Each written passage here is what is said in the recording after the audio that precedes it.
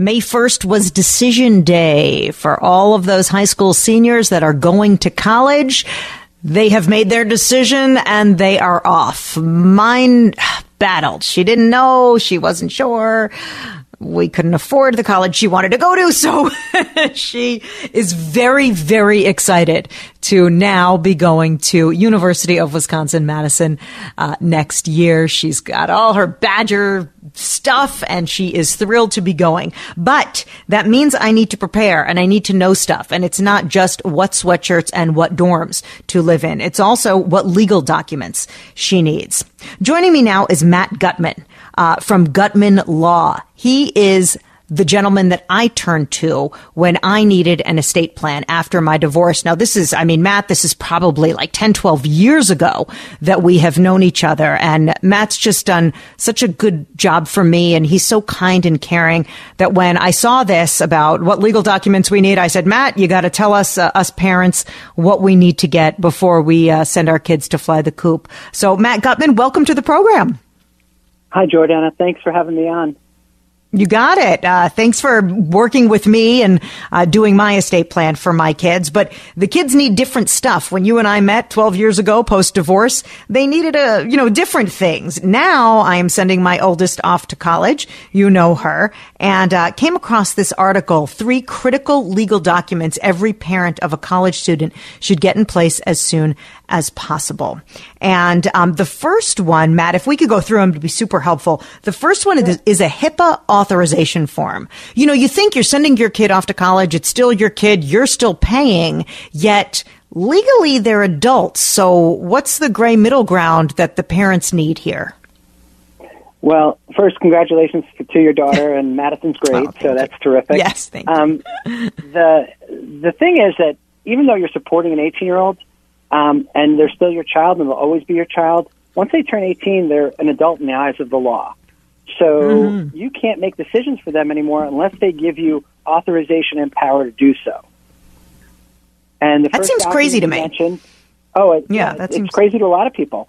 I wish they'd be paying their own cell phone bill if they're legally an adult, but, I guess that doesn't happen for a little while. Maybe not for a long while, I guess. Yeah. So what do I have to do to get this HIPAA authorization form? Okay, well, HIPAA authorization is something you could download from the internet, or you could go see an estate planning attorney. A HIPAA authorization allows the people named to find out about the individual's medical records and medical care. It's really access to information. And really, once someone turns 18, mom and dad or parents are just not in a position to find out about things. So we always tell people when you have a child who's turning 18, it's a good idea to check in with your estate planning attorney at that point. Okay. And they can help you out with this. And then once you have the HIPAA authorization in place, does that mean, if there's an issue at the college or that they can talk to you directly as well about your kid? Well, they can talk to you about medical records, but if your child is in a different state like Wisconsin or New York or anywhere else, if they're in a different state, you're going to need documents that would allow you to find out about information and also make decisions. So in addition to the HIPAA authorization, you're going to want what we call in Minnesota an advanced healthcare directive. Okay, so tell me about that. That seems like not something an 18-year-old would need, but I guess so. Well, yeah. So an advanced healthcare directive is a 2-part document. And the first part, it allows the person to designate who would make medical decisions for them if they couldn't. So it's really based upon incapacity, meaning that 2 doctors say that you're not able to make your own decisions. And everyone over the age of 18, whether you're 18 or 100, you should have a healthcare directive. Right. And because if not, then you won't have people in place to make medical decisions for you. And this is crucial when you're sending your kid off to school. If something happens and they can't make medical decisions, if they're in an accident or they have a medical issue, without this document, you're going to have real tough time making decisions for them, and you might end up having to go to court to get that power. Wow. Okay. All right. So that's an important one. It's an advanced healthcare directive or healthcare power of attorney. That's the same thing? Well, in Minnesota, we call it an advanced healthcare directive. The healthcare power of attorney or a living will, those documents kind of were replaced in Minnesota with an advanced healthcare directive. So that's what we call it here, but different states call it different things. So it's a good idea to get an advanced healthcare directive if you live in Minnesota and you're sending your kids out of town, or even if you're sending them to the U, you should have these documents in place. And Matt, do we need you to do that? Do we need to go through a lawyer for that, or is that also downloadable? So I always tell people it's a good idea to talk to an attorney because, you know, you want the documents done right. So if you're doing this, it's true. You can definitely download that document from the internet.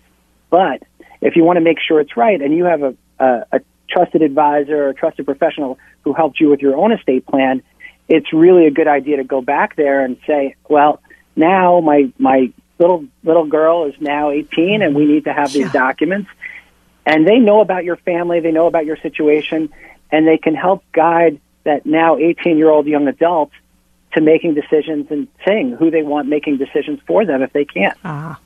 Okay, good to be thinking about that, even starting at 18.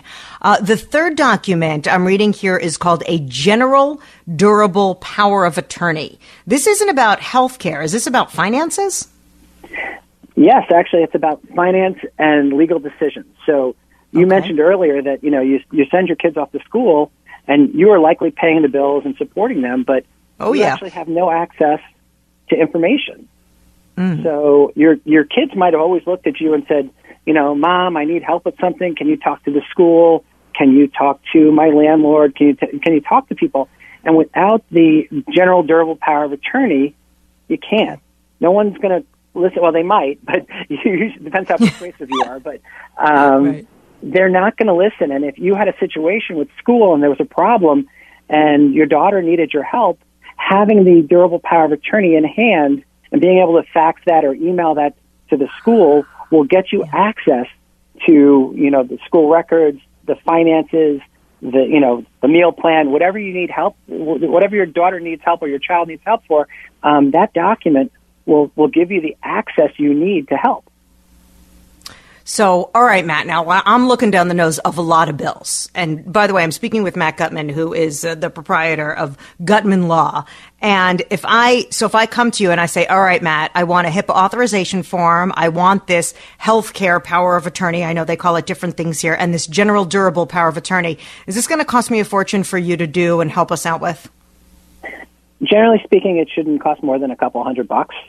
And it depends on, it depends on what else is going on. You know, if you have a relationship with an estate planning attorney, sometimes they'll even reach out to you and remind you, hey, your child just turned 18. It might be a good idea to do this.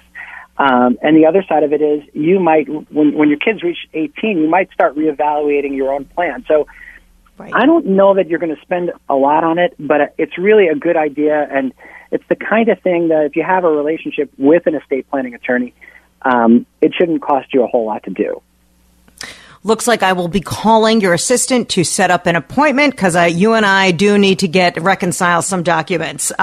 Matt Gutman from Gutman Law. I do read your spots, so you can reach him at mnestatelaw.com or you can give him a buzz at 612-895-1616.